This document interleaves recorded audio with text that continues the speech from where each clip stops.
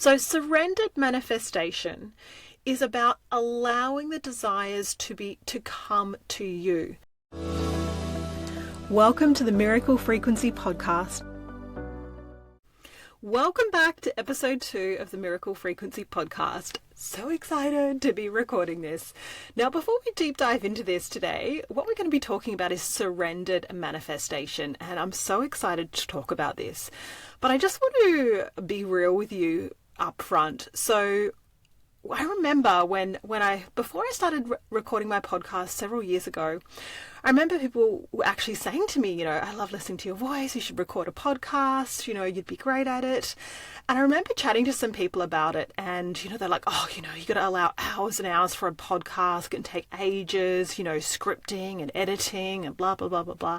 And I was like, no, it's not. No, it's not going to. I'm just going to riff. I'm just going to share, and whatever flows through, flows through. And so just to give you some insight into how I do my podcasts, I have no notes today. No notes. Sometimes I have a couple of little dot points, but today I have no notes. I just have a topic, and I'm just going to riff, see where it goes, and then I'm going to upload it. And that is how I do it. I don't edit my podcast. So, there will be pauses, there will be ums and ahs and all of those filler words, because here's the truth, is that we are all connected to source. And I know that gold flows through me when I allow it to. So when I just trust the connection to source that we all have, our higher self, whatever you want to call it, that whatever needs to flow through, flows through. And I just trust that. And so it doesn't need to be perfect.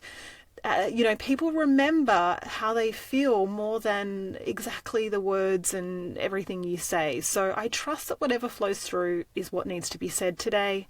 Of course, if I sneeze or cough or do something like that, I'll take that out. But generally, I don't edit anything at all. So it really is like I'm just sitting here having a chat, riffing with you, because that's what it is. Like I said, I have zero notes today. So let's dive in. Surrendered manifestation. So for those of you that know me for a while, I have been a manifestation coach for quite some time. And taught some incredibly powerful processes as, my vibrational alignment process to align your energy, clear all resistance is and was and has been super, super powerful.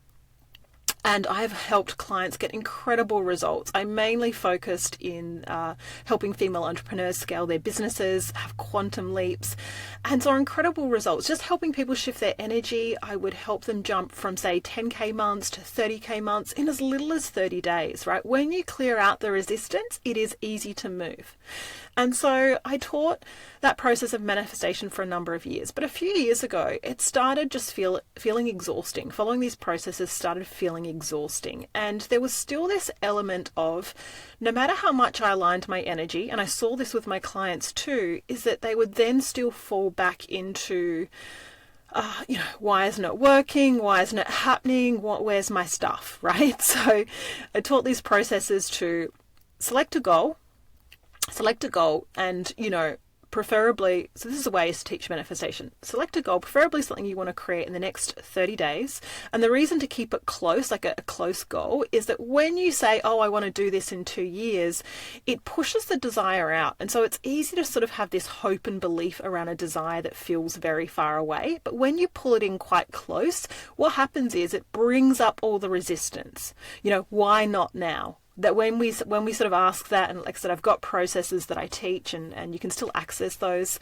When you really tune into the desire in a very close way, it brings up, well, why don't you believe it can happen now? Why don't you trust it can happen now? Why doesn't it feel worthy to happen now? Really uncovers all that resistance, and from that place we can shift it, and you can shift your energy, and it's super powerful.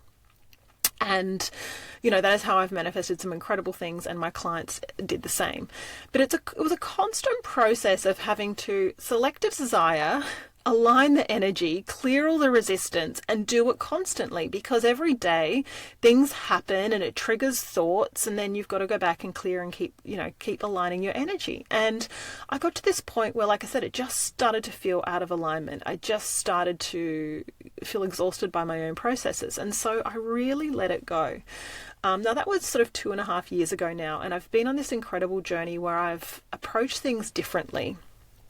and have really come to understand surrendered manifestation in a profoundly deep way. And it is so incredibly powerful and just so magical that this is what I want to share with you today. So it's approaching manifestation from a completely different space. So like I said, most manifestation teaches you get really clear on your desire, align your energy, right? Whichever process you use to align your energy, and then take aligned action. But what if we forgot all of that for a minute? What if we forgot all of that and let all of that go? Let it all go. Because here's what's generally happening is that most of your desires are chosen by your mind, right? Which is the small, limited you. So your mind is programmed. Your mind is the result. It's the programming of your societal conditioning, your past experiences, all the beliefs you have formed over your lifetime. So whether or not you believe things are possible, what you think is going to bring you happiness or joy, all of those things are conditioned by the mind. So when you choose a desire, the only reason you're choosing it is because you believe it will give you some sort of feelings, right? So let's say if you're in business and you're like, okay, I really want to have 50K months or 100K months, you want to have that because you believe that you'll have more freedom when you have more money, that you'll feel successful when you hit that somehow, that you'll feel successful or fulfilled or free or whatever it is. You believe that you will get something out of reaching that goal. That's the only reason that we ever want anything, right? So if you want to be slimmer, it's because you believe you will feel differently somehow when you're slimmer, right? So perhaps you believe you'll feel more confident, or sexier, or more attractive, or whatever those things are. You believe that you will feel differently when you have that thing.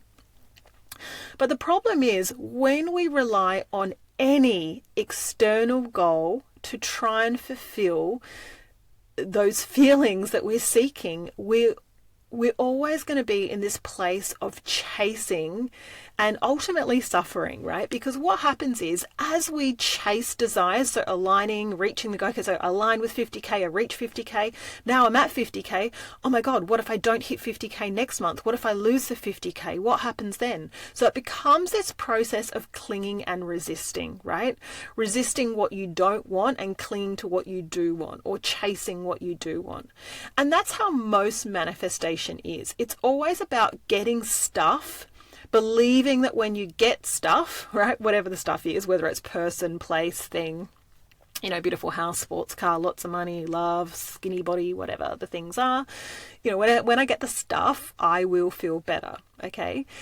And what that is, like I said, that's all driven by the mind. It's all driven by your conditioning, your programming that has taught you that that is somehow going to make you feel better than where you are now. But the truth is, the only moment you have is now, and how you feel now and what you embody now is what materializes into your world. So I'm not even going to call it sort of creating or attracting. It's just what materializes in your physical experience is the mirror, the reflection of what's going on inside you. So you can chase and align all you want, but And like I said, I have taught manifestation, how to align with a goal and clear resistance and get it. But in my experience, there also comes this point where, like I said, it's the constant process of realigning because there's then this fear of losing it. So there's this clinging and resisting. So surrendered manifestation is about allowing the desires to come to you. So when you match the frequency of how you want to feel now, you are open to receiving how life, universe, source delivers that desire to you. So what I mean by that, and this has been the magical thing that I have experienced over the last couple of years, is that when I have put the intention for what I desire, and in a very loose way, so it's never been a specific thing. It's more about, wanting to experience freedom and tapping into that frequency now, and then allowing the universe to deliver that to me in the best way. Like I said, my higher self or source sees fit to deliver that. So rather than judging what is coming, it's about being in a place of being very open and receptive and not judging the experiences.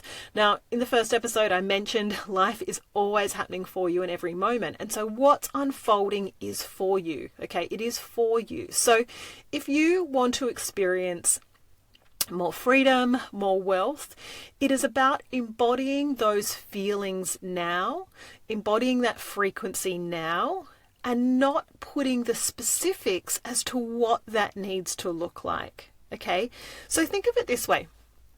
Your higher self, source, it already knows. In fact, this is the thing, right? Even if you let go of all of your desires, and just forgot about them and never thought about anything else that you ever wanted or desired, if you forgot about them all and were just completely at peace, present, accepting of what is, not judging what comes to you as good and bad, the universe would deliver you pure magic, right? And that is what I've experienced over the last couple of years, is letting go of everything that I thought I wanted, everything that I thought was important, letting it all go and trusting what unfolded.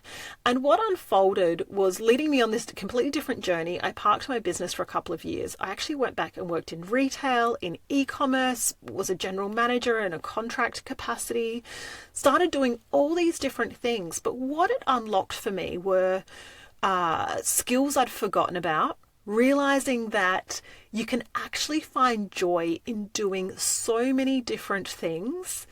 Realizing, like I said, talents and skills that I hadn't tapped into for a while, learning new things, even about business and how to run things. It just took me on a completely different journey, which I ultimately knew that none of those things were what I sort of wanted to be doing long term, or let's say my purpose was long term, but it was a part of the unfolding, and it taught me so much. Like I said, it really taught me that we can find joy and fulfillment in so many different ways when we are open to what that looks like, when we don't judge experiences as good and bad, when we don't judge what things need to look like, and we're open and receptive, pure magic unfolds. So when you are in the frequency, let's say when you're in the frequency of wealth, right, and you are feeling expansive, feeling free, feeling the ease, thinking, feeling, being the wealth frequency, and you allow life to unfold for you, and you're open and receptive to what unfolds, it will lead you in a different direction probably than what you thought. But it's like your higher self. So you've got the mind, and you've got, what we call the higher mind or the higher self or source consciousness, which is the truth of who you are. And that part of you is connected. That part of you is the divinity. That part of you is connected to all things, all places, all times, all moments, all potential realities. That part of you knows what is actually going to be the most fulfilling for you, what is going to bring you the most joy, what is going to bring you the most success or love or expansion. But generally, it doesn't look like what you think, because what you think from that mind perspective is, well, it's based on all of your experiences. It's based on what you've been taught, what you've learned, core beliefs you find, created as a child, what society has conditioned you to believe. It's based on so many limits. It's not based on infinite potential. Source knows that if you're in your frequency, like I said, of wealth, of expansion, you could have one conversation in a supermarket with a random that could lead to an opportunity that could lead to millions, right? That is how life works. It is not how you imagine. You can plod your way through life. You can keep choosing your goals and work towards them. And it does work. Like I said, you can really release resistance and move towards the things that you want. But ultimately, it is a hard path, and it won't bring you the most joy, fulfillment, abundance, what I call the highest timeline, because your highest timeline is unknown to your mind. And so when you can accept that your highest timeline is actually unknown to your mind, you don't know what it's going to look like, you cannot map it out, that is where the magic begins, right? That is where the magic begins. When you're completely open to new experiences, when you don't judge what comes to you as good and bad. See, what the personal mind does is it has this filter of all experiences. Every time someone opens their mouth and talks to you, every time something happens, you judge it as good and bad, right? Wanted and unwanted, liked and disliked. And like I said, that's all the judgment of the mind. If you are completely neutral in all moments and open to what life is bringing to you, you would experience so much more fulfillment, abundance, ease. There's a great little story. I don't know where it originated, but I think I've shared it before on an older podcast episode. I heard this on Bluey, which is the kids show. You know, it's a little doggy animation aimed at toddlers. My daughter's almost 10, but occasionally we still watch it because it's so cute and sweet. So anyway, this is a great story. Like I said, I don't know where it originated from, but Bluey was at her preschool or school, and the teacher shared this story with you. And I'm going to share it with you now because it really demonstrates the beautiful flow of life and how things unfold for you. Okay, so I'll remember it as best I can. So once there was a farmer, and the farmer had a horse, and the horse ran away. And the neighbour said to the farmer, "Oh, that was bad luck."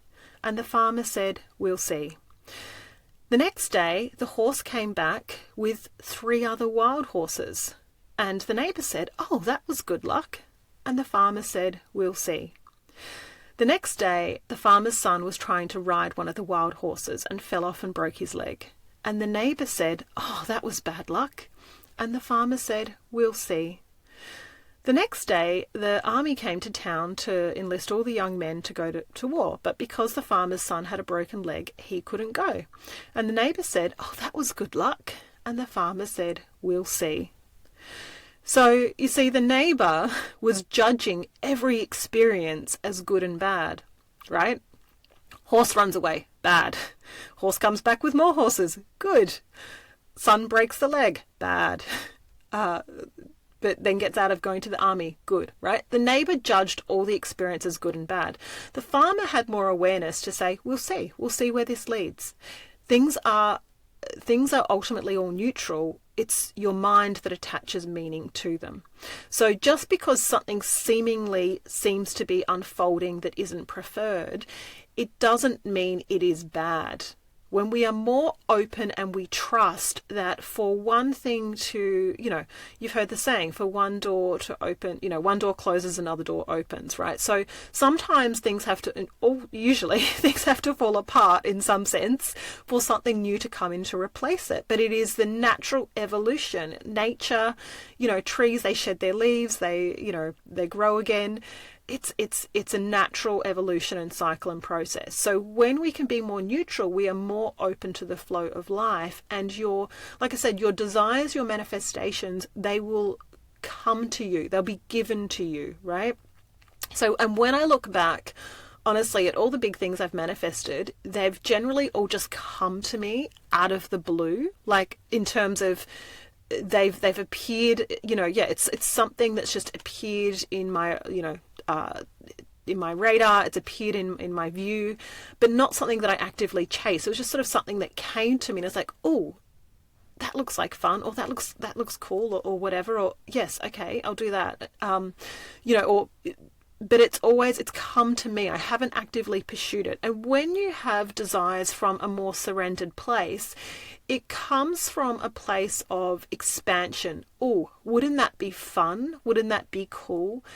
But there's no clinging or resisting because you embody your being that frequency now, right? And you allow to unfold whatever will unfold because your higher self, pure consciousness knows, like I said, the best way to bring you wealth, the best way to bring you abundance, the best way to bring you love. And it's not what your mind thinks. I mean, sometimes it is, but generally your mind, which is based on limitations in the past and conditioning, like I said, it's just limited by its very nature. It's not tapped into the unknown. So the only way to kind of get to that highest timeline or experience that highest timeline is to live in the unknown. And it is to live in the unknown. And we'll actually talk about the unknown in more detail in another episode, maybe the next one. But for now, I just wanted to bring your awareness to the difference between sort of surrendered manifestation and, I guess, traditional manifestation, where you really specifically choose a goal, align with it, and then sort of really chase after it. There is, when you tap into the essence of the desire, right, the feelings, the essence of it rather than the thing, that's the secret. That's the secret. I hope you've enjoyed this. I'll speak to you in the next episode.